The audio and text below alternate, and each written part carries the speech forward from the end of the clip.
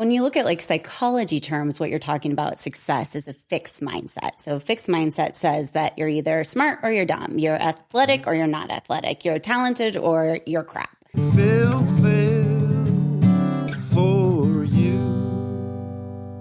In our culture, at least the way I've internalized it, there's like success and failure. Mm-hmm. And success is some kind of destination. Once you got it, you're just successful. You're full of success forever. It's like an end point. And over here, there's failure. And it's like, no, I don't ever want to have that. I hide it whenever I experience it. It's like, it's not good. And this is really good. You show everybody this on all the places where you show the world who you are in your life. And part of this show and this practice is reframing that to success being more like a scent, like a hound dog gets a scent, and every step closer, the scent gets greater. You know you're on the right track. You could think about it as like flow state, or like, being really in touch with your mission and your purpose and moving towards it, optimizing. It's not a destination. We'll constantly improve, constantly get better. Mm-hmm. And over here, there's not really failure at all. There's like just not doing or like discontinuing the journey, like just not. And everything in between is failure, synonymous with learning. Yep. Yeah. Wayfinding, those types of things. So when I ask you these questions, you can kind of like put in learning or that type of stuff for the word failure. Yeah. Do you want to hear like a little bit of how I talk about it in my book and the work with couples of what you just said? Okay. So when you look at like psychology terms, what you're talking about success is a fixed mindset. So a fixed mindset says that you're either smart or you're dumb. You're athletic or you're not athletic. You're talented or you're crap.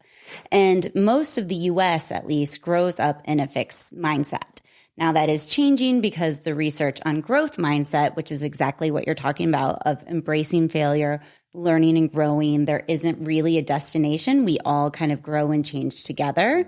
That has been shown to be wonderful. Like I was part of like conducting research on kids for this like 15 years ago, probably, or even 20. I don't know. It's been a long time. So part of that growth mindset of what you're talking about is embracing failure. And that's so much of what I do. And I also see as like protective factors when ADHD kids and adults have had experiences where a growth mindset, been in environments where a growth mindset is really present. And while, I have a kid in school and I do think they're doing a lot better than when we were in school for sure. It still is very prevalent in the US. And so I think part of that modeling that you're doing and what you're talking about is when you're talking about the psychology terms, it's fixed mindset, success. And it's like it's all or nothing. Yeah. Right. And that internalized like fear and the coping mechanisms and all the things that spiral from growing up in that environment versus that growth mindset environment, which is very liberating and freeing, where you're really able to own failure and embrace it and learn and love and know that, like, in one of the courses that I teach, it's like, I love this little meme. It's like failure or fail, first attempt in learning. Yes. I do the same one. Yeah. First attempt in learning. And so really embracing that. And that's a lot of the times of where I do a lot of work with couples and I do a lot of things to kind of get us out of that fixed mindset, because we have to unlearn these like responses that we were given. They're innate, that we're trained to embrace that growth mindset that you're talking about. So I love the fact that the show is going to model like the journey of what that looks like, because a lot of people are like, okay, great, I know it, but I keep on going back to what I was given. And that comes up a lot in relationships of, we do what we were told when we're frustrated, right? Like, oh, why can't you do this? Why can't this be easy for you? This shouldn't be so hard. Like, these all or nothing, this critical, this nothing thinking. I have to punish the other person so they'll learn, like things that we didn't really appreciate. But like when you're stressed or when, your brain isn't working fully, we go back to what we were given. And so learning how to embrace that growth mindset is and that's really what you're talking about, of failure and learning. And and I think that keeps the relationship safe too, because like, hopefully we're not the same person as we were last year or 5 years or 10 years ago. Well, some of the other areas that I've been looking into, whether it's philosophy or mindfulness or all these, it's like impermanence is a big part of it. Yeah. And in other languages, they really embrace that. The English doesn't as much. Yeah. There's constant change. That's the only thing that is permanent is change. Yeah. And failure, when I think about it, and in my life, through my attempts to consider doing things, there's been a paralysis that has come from the idea of being seen as imperfect, the suffering through the learning process. And, you have a therapy practice.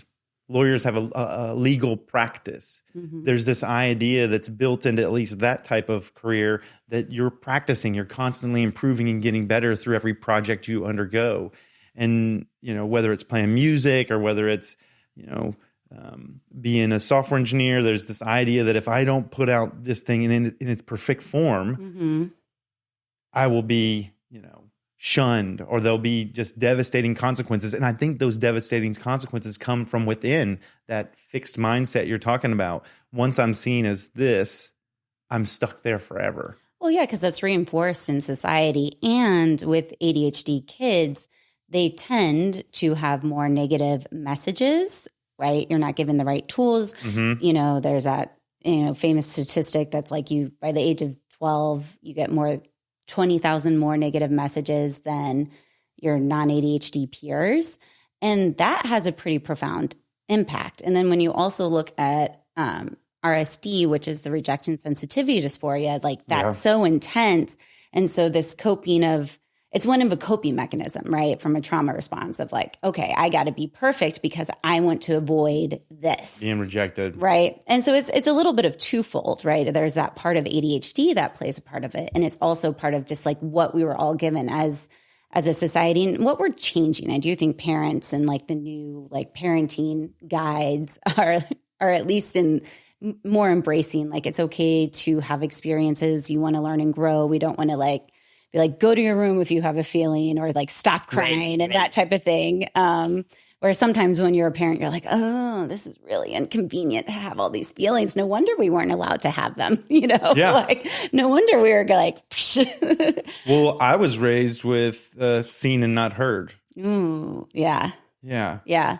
All those old school ways of navigating parenting just seem like they didn't honor and respect or accept children's experience. Yeah. Well, they don't treat children as humans, in a lot of ways. Like the way that we at least used to view kids and what was like acceptable, like hitting and all these other things and yelling, is like you would never treat another adult that way. And we have a lot of expectations of how kids who are learning and growing, developing and dealing with so many things to behave in ways that like us adults can't even behave in. Yeah. I'm reminded of a book that I read called Why Won't Anyone Play With Me? The book by Carolyn McGuire about, and this is just a book where they talk about all the statistics of an ADHD kiddo or neurodivergent kiddos, where they're just invited to join and participate in groups less. They're invited to parties less. They're just, even if it's subtly, just excluded or ostracized from a lot of normal, social interactions. That's going to have an impact on their emotions. That's going to have an impact on the way they view the world. Yeah, it has that relational trauma, which is why I love working with relationships, because that's how you heal it. That's how you get a safe environment. And there's tons of studies that sometimes when I present on them too, that talk about, just it starts with the teacher, right? And the teacher and the kid getting in trouble, and how the peers then start taking that on and rejecting them. And the hyperactive gets more of like that rejected type. And then the inattentive, right? The less like disruptive in their head tends to get neglected or forgotten about. And so there is a lot there that comes up in relationships. And when you're in that primary relationship, a lot of the things that happen, right, are that come from your parents, right? Yeah. It comes from the foundational relationships that were given, that come out of wounds that need to be healed, or patterns that just seem to be recreated, right? Because that's just how we're wired. And that's, even if it doesn't feel good, it feels safe, right? Because our bodies know how to deal with it. Yeah. And we're both ADHD, just to let everybody know, right? Yes. I don't want to tell your diagnosis. Oh, no, that's totally I'm ADHD. Yeah. And I think you are too. And for women, I don't, maybe is this mansplaining if I say that for women, they're like historically underdiagnosed? No, that's just fact-splaining. Okay. That's a fact. It's a fact. Women are just historically underdiagnosed. I mean, yeah, women in all medical stuff is like we're last. We're not, undervalued for sure. Well, not on this show. Okay, great.